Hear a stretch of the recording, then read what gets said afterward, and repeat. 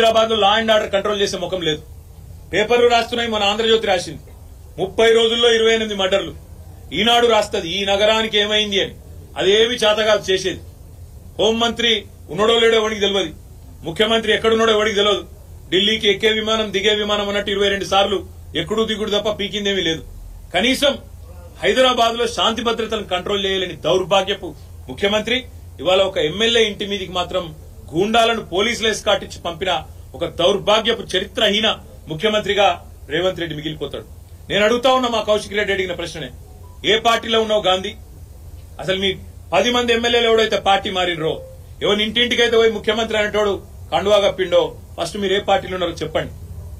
మీకు ఇప్పటికే స్పీకర్ దగ్గర పిటిషన్లు ఉన్నాయి 10. స్పీకర్ గారు కూడా తేల్చాలా. ఇవన్నీ కాదు, ఇవేమీ లేదు, మేము రైతు రుణమాఫీ మీద అడిగితే, లేదా వరద బాధితుల తరఫున ప్రశ్నిస్తే, లేదా రైతు బంధు ఎప్పుడేస్తామని అడిగితే, మహిళా సోదరిమణులకు 2500 ఎప్పుడు ఇస్తామని అడిగితే, లేదా పెన్షన్లు ఎప్పుడు పెంచుతామని అడిగితే, 100 రోజుల్లో గ్యారంటీలు అమలు చేస్తా అన్న సన్నాసి ఎక్కడ తెచ్చిండు ముఖ్యమంత్రి అని అడిగితే తట్టుకోలేక హెడ్ లైన్ మేనేజ్మెంట్ కోసం, అటెన్షన్ డైవర్షన్ కోసం ఒక దిక్కు హైడ్రా అని హైడ్రామా, ఇంకో దిక్కు ఈ రకంగా ఎమ్మెల్యేల ఇంటి మీదకే గూండాలను పంపడం అంటే దీనికంటే సిగ్గుచేటు ఇంకొకటి ఉండదు. తప్పకుండా నేను రేవంత్ రెడ్డిని అంటా ఉన్నా, చరిత్రలో నీలాంటి పనికిమాలిన ముఖ్యమంత్రులు, ఇలాంటి తలమాసిన ముఖ్యమంత్రులు మస్తుగా వచ్చిండు, మస్తుగా పోయిను. పెద్ద పెద్దోళ్లతో కొట్లాడినాం, చంద్రబాబుతో కొట్లాడినాం, రాజశేఖర రెడ్డితో కొట్లాడినాం, కిరణ్ కుమార్ రెడ్డితోని, రోషయ్య గారితో ఎంతో మందితో తలపడ్డాం. నువ్వు వాళ్ళందరికంటే కూడా చాలా చిన్నోడు, చిట్టినాయుడు, నువ్వు చాలా చిన్నోడవు. నేను మా దగ్గర మా భాషలో చెప్పాలంటే హైదరాబాద్ లో బుల్లబ్బాయి అంటారు నీలాంటి వాళ్ళు. ఇలాంటి బుల్లబ్బాయిలు చిట్టినాయుడు చాలా మందిని చూసినాం.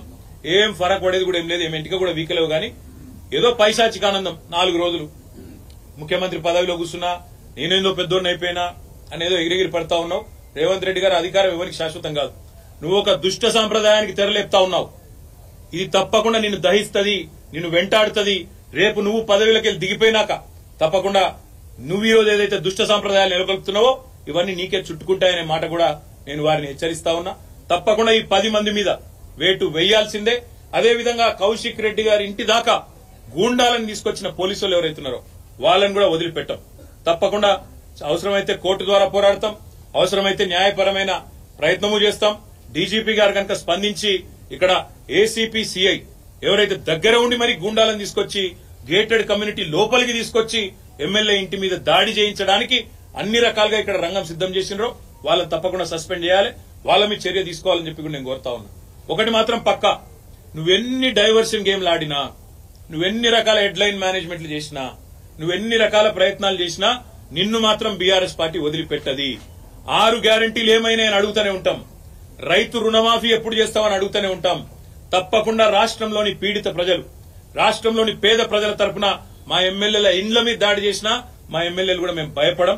తప్పకుండా నిన్ను నిలదీస్తూనే ఉంటామని చెప్పి కూడా చెబుతూ ఇవాళ మా తమ్ముడికి సంఘీభావం చెప్పడానికి ఇక్కడ దాకా వచ్చినాం అందరం కూడా.